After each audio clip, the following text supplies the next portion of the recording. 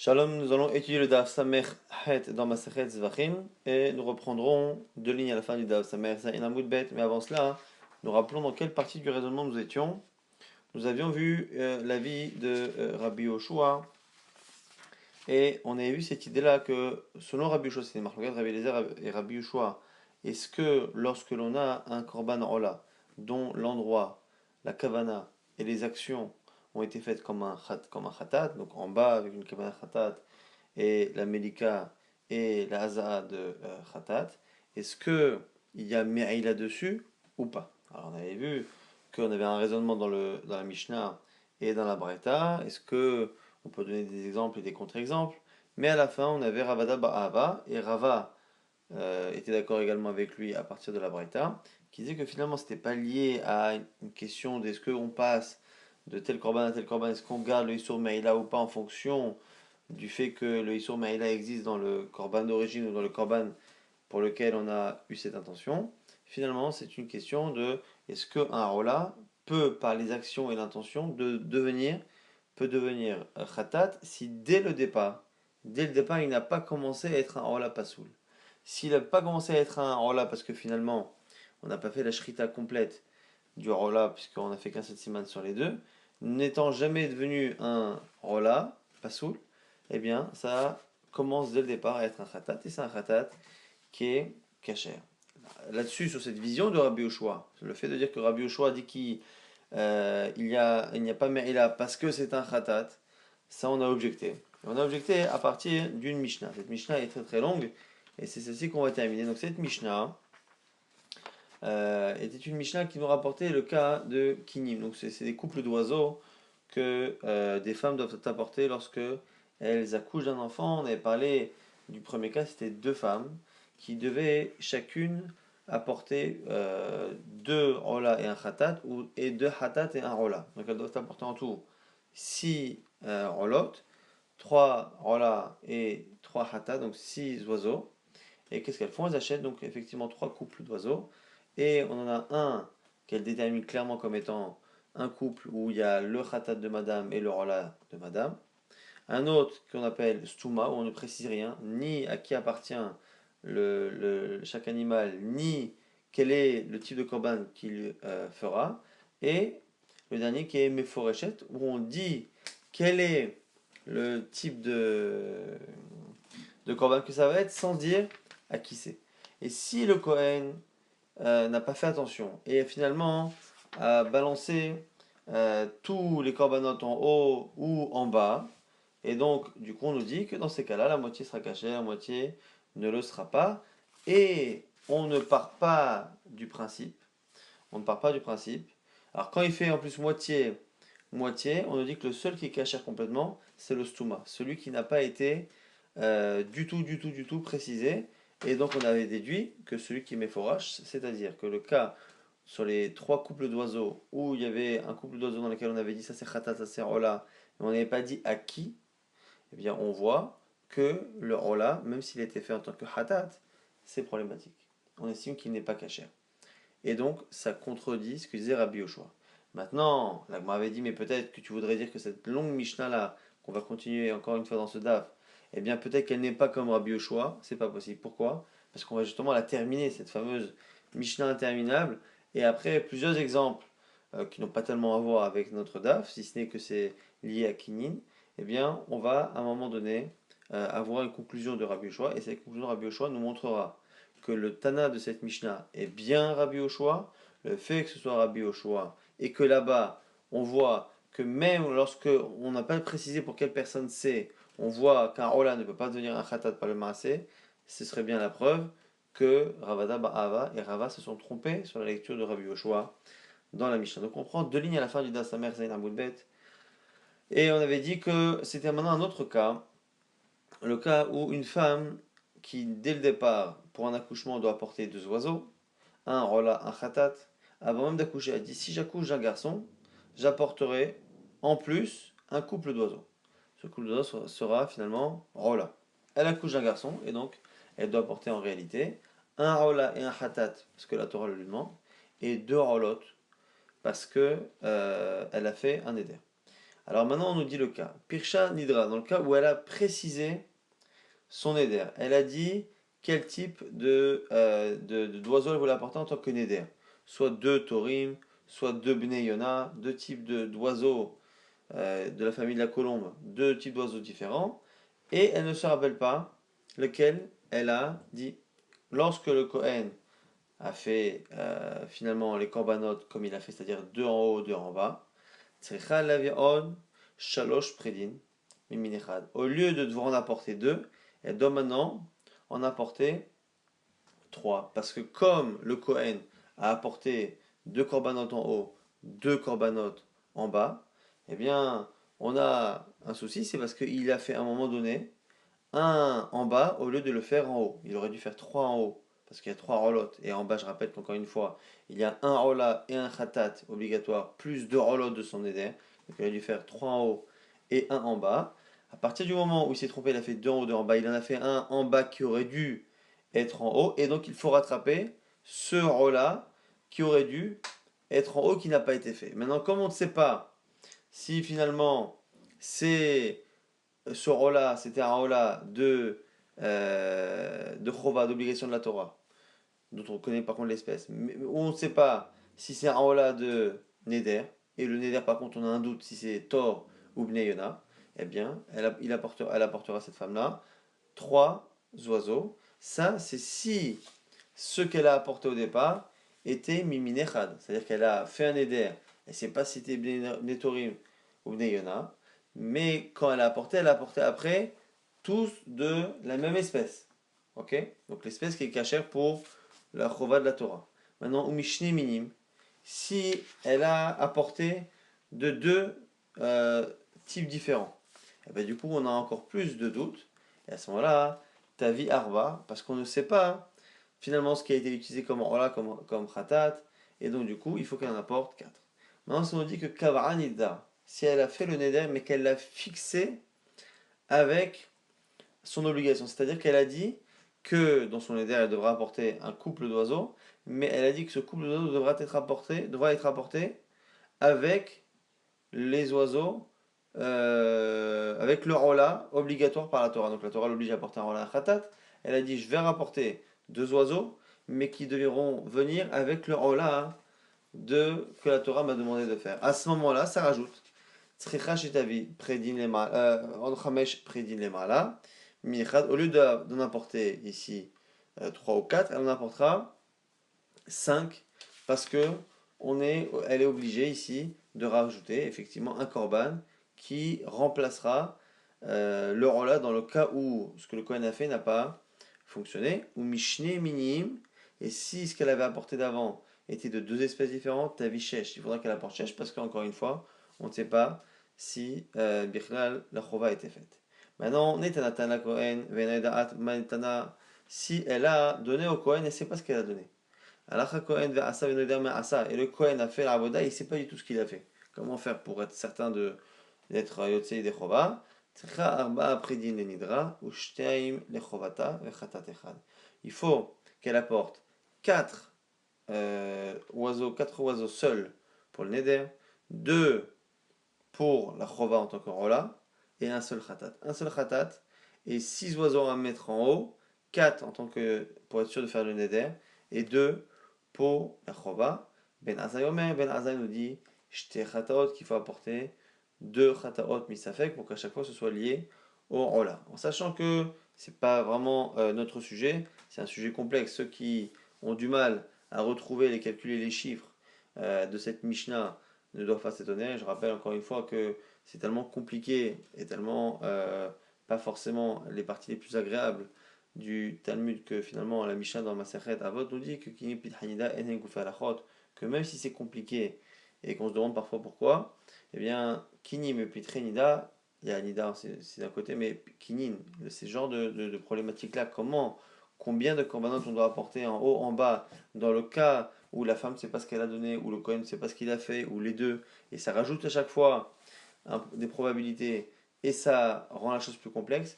Hen hen goufé la c'est ça le cœur de la entre guillemets, c'est-à-dire que même si c'est compliqué, qu'on n'a pas envie de le faire, eh bien il faut les étudier. Donc ici, c'est un peu normal que ce soit compliqué. En tout cas, je rappelle encore une fois, le but c'était de prouver que cette longue Mishnah appartient à Rabbi Yoshua. Amar Rabbi Yoshua. Rabbi Yoshua conclut, justement, ou à la fin, le fait que la femme ne sache pas ce qu'elle a donné et que le Kohen ne sache pas ce qu'il a fait, on est obligé d'en apporter finalement 7.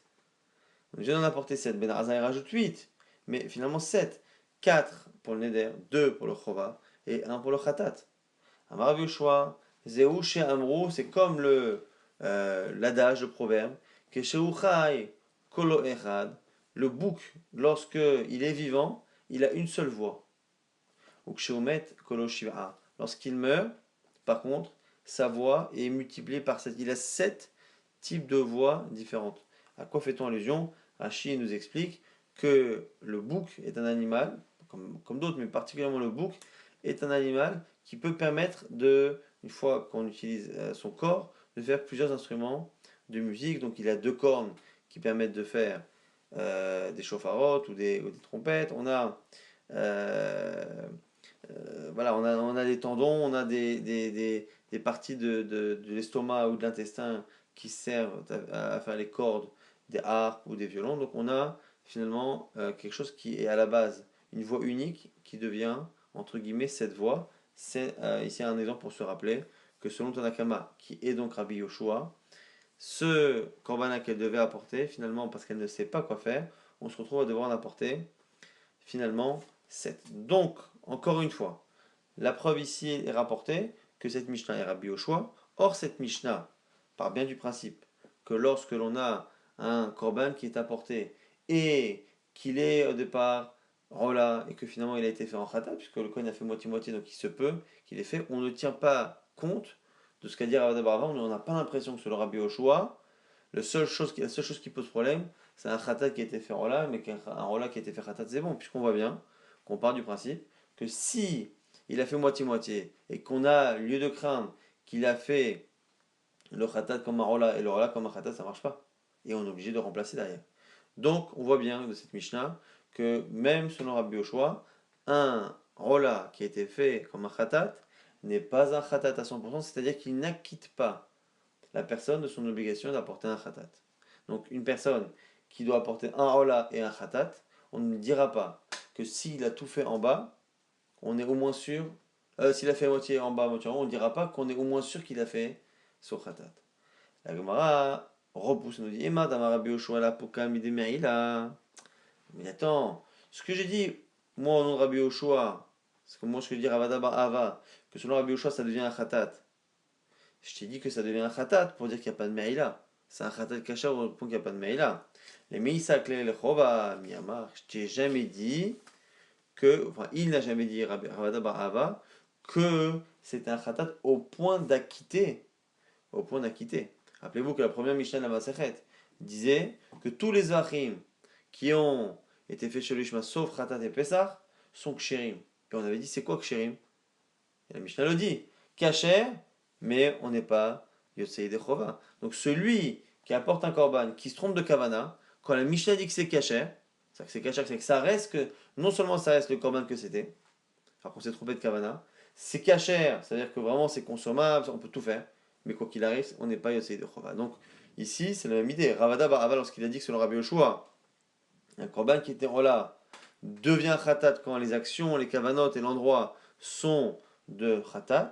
Ça ne veut pas dire que la personne est acquittée. Et c'est pas parce que donc Rabbi Yoshua dans cette Mishnah là-bas montre que la personne n'est pas acquittée, ce n'est pas une preuve qu'il ne pense pas par ailleurs que c'est devenu un Khatat. C'est devenu un Khatat, mais la personne n'a pas rempli son obligation.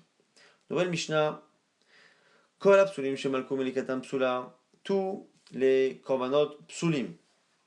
Eh bien, la meilika est psula, ve'eno metame bevet avlia, mais c'est pas metame bevet avlia, c'est-à-dire que le korban ne devient pas pasoul au point que l'animal, du coup, n'est pas cachère parce qu'il n'y a pas eu de shrita. Malak bismol, au balaïla, s'il a fait la meilika avec la main gauche ou de la main droite, balaïla la nuit au lieu du jour, shachat cholim bifnim, bekadashim, bachutz, ou il a fait la shrita du off. Donc la shrita ici, pas la melika, elle a fait la shrita, une vraie shrita de choulin à l'intérieur du bet lazara ou des kadashim à l'extérieur. Enan metameot bevet avlia. C'est pas caché en tant que korban, mais c'est pas métamé puisqu'il y a une shrita. Par contre, dans le cas où il a fait une melika, besakin, avec le couteau et non pas avec le pouce, là il n'a pas du tout fait une melika au final. Malak rolim bifni vekadashim bachutz. Ou il a fait la melika dans le Bet Amikdash, mais il a fait une melika d'un animal qui n'est pas Ekdesh à la base, dès le départ. Eh bien là par contre c'est un vrai problème. Ou il a fait la melika des Kadashim, un korban, mais à l'extérieur de la Hazara. Et là, le din qui dit que la melika rend cachère un rof, ça n'est que dans la Hazara. Et donc il faut les deux. Et là la melika se fait, mais pas dans la Hazara. À ce moment-là, ou Tori chez le Gazmanan, ou Shavazmanan, ou Bneyuna, Shavazmanan, s'il a porté des oiseaux, des taurines qui n'ont pas encore l'âge d'être apportés, ou des bneyona qui ont dépassé l'âge dans lequel ils pouvaient être apportés, ou qui ont un défaut, chef shagafa, dont l'aile s'est entre guillemets asséchée, chez Nismet Ena, ou aveugle d'un œil, chez Ragla, ou dont la patte est coupée, metame bevetavlia, cela par contre, eh bien le off deviendra tamé, impur, parce que la mélika n'a pas du tout fonctionné, et à ce moment-là, il y a un din de Nevela, Tumbat Nevela, et donc quand la personne consomme, elle devient impure. Agmar nous dit, Amarav, Rav nous dit, excusez-moi, la Mishnah conclusait à Klalva, c'est la règle. Kol Shepsuloba Kodesh Enametame Vetavlia, tout ce qui est devenu pasoul en entrant dans la Hazara, qui n'était pas pasoul avant, eh bien, la Melika, même si elle ne pourra pas rendre le korban caché, elle ne le rend pas Nevela. Loaya psul bakodesh, si le psul n'a rien à voir avec ce qui s'est passé dans la Hazara, mais dès le départ, metame vetavlia, à ce moment-là c'est metame vetavlia, donc c'est les exemples qu'on a cités, ou c'est l'action de Melika qui est problématique, ou c'est le fait que l'animal est un défaut, là à ce moment-là effectivement, il y a bien une tumat nevela. Amara Ranodi, small, valaila, et metame vetavlia, si c'est fait à la main gauche ou la nuit, c'est pas metame. Zar, par contre, un non-Kohen, qui fait la melika, vesakin ou un couteau, comme on a vu dans la Mishnah pour le couteau, metame im betavlia, c'est metame, ça rend nevela. Alors, moi, je pose la question pour Zar.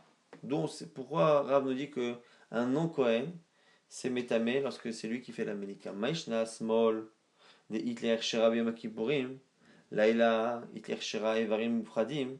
La Gemara nous explique. A priori, pourquoi dans la Mishnah on a fait une distinction entre celui qui a fait la melika par la main gauche ou la nuit, où là, ça rend pas Nevela.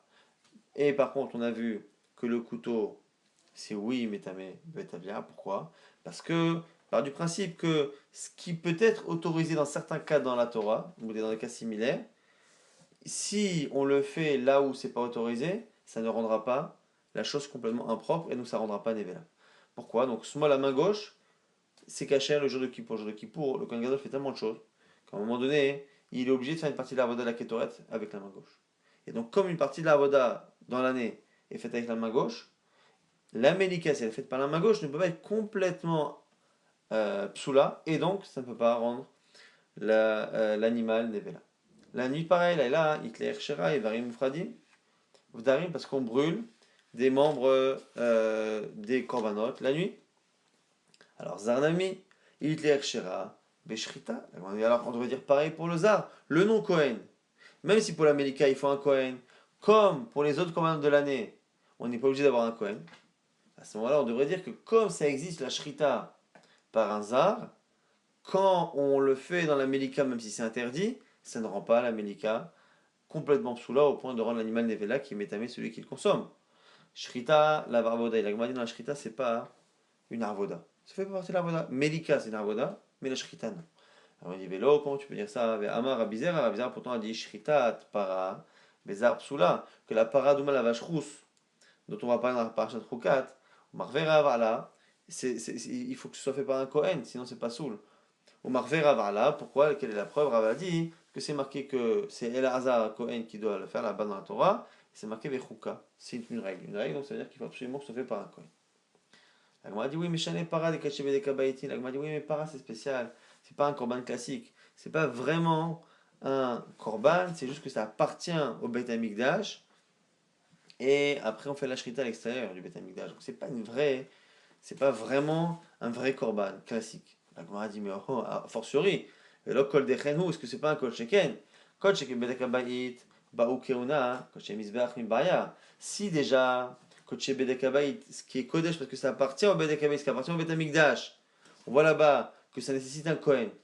Donc tu vois bien que dans le fond, la Shrita c'est une avoda. Alors elle est Kshera Bézar, elle est autorisée pour les arts pour la plupart des korbanot, elle ne l'est pas pour Paradouin, mais tu vois bien que si il y a un digne de Keuna là-bas, eh bien, fortiori dans les vrais korbanot que c'est une avoda. Amar Rav Shisha Bered Ravidi, midi là-bas, Amar Ot Negaim de la Avodahi, ou Baria Kuna. La Gemara c'est pas une preuve. Pourquoi? On a une halakha dans la Torah qui nécessite un Kohen et qui n'est pas du tout une avoda. Marot Negaim, lorsque quelqu'un est frappé par une maladie de peau qu'on appelle Negat Sarah dans la Torah, c'est un Kohen qui doit absolument aller statuer, voir la plaie et statuer. Un Kohen, si c'est pas un Kohen, ça marche pas. Mais le Kohen ici n'est pas en train de faire une avoda. Et donc, c'est bien la preuve que c'est pas une avoda. Et donc, la Shrita n'est pas une avoda. Et donc, c'est pour ça qu'on ne peut pas comparer ça à Melika et dire que la Melika, du coup, si elle est faite par un non-Kohen, elle devrait au moins ne pas rendre Nevela. Agmani Venilaf, Mibama, Agmara dit on devrait apprendre de Bama Bama. Donc, c'est à l'époque où on n'avait pas de Beth Amikdash, on avait le droit de faire des korbanot à l'extérieur. Et à ce moment-là, quand on faisait dans les Bamot là-bas, un Zav, il peut faire justement la avoda. Donc comme il pouvait à cette époque faire la avoda, on devrait dire normalement d'une certaine manière, la Melika aussi, comme c'est une avoda, elle devrait être cachée au moins Bédia Avad. En tout cas, ne pas rendre l'animal Nevela. On dit Mimbama lo yalif. On n'apprend pas des Bamot. On n'apprend pas de l'époque des Bamot. On dit Vélo, ah bon. Véatania, pourtant c'est marqué Mina il est yotse. Quoi que chez Imala lo yere, d'où on sait que si un korban est sorti de la Hazara et revient. Shimala lo yered, que si après, normalement, ce commande qui yotse, il ne doit pas aller sur le misbeach. Mais si monte sur le misbeach, le yered, on ne le descend pas. Pourquoi Char yotse kashabe mama. Parce qu'à l'époque des Vamot, ça ne posait pas de problème. Et donc c'est comme ça qu'on autorise. Donc tu vois bien qu'on transpose à la chôte de l'époque des Vamot. La Gemara dit Tana, Eizot, Azot Arola, Samirle. La Gemara dit non, mais là-bas ce Tana, il apprend ça de Zot Torah Tarola. L'expression Zot Torah Tarola nous apprend que tout est Ola. Et donc tout ce qui est monté ne redescend pas. C'est pas qu'il apprend des Bamot, il apprend de Zot Torah Tarola. S'il apprend de Zot Torah Tarola, on n'apprend pas la halachot des Bamot. Et quand on n'apprend pas la halachot des Bamot, et qu'on n'apprend pas la halachot non plus de Shrita, on n'a toujours pas de preuve que la Melika, qu'il existe une Avoda qui est Kshera Bézar, qui devrait faire en sorte que la Melika ne rende pas l'animal Nevela. On laissera le Nidon de Rabbi Yochanan pour le DAF de demain.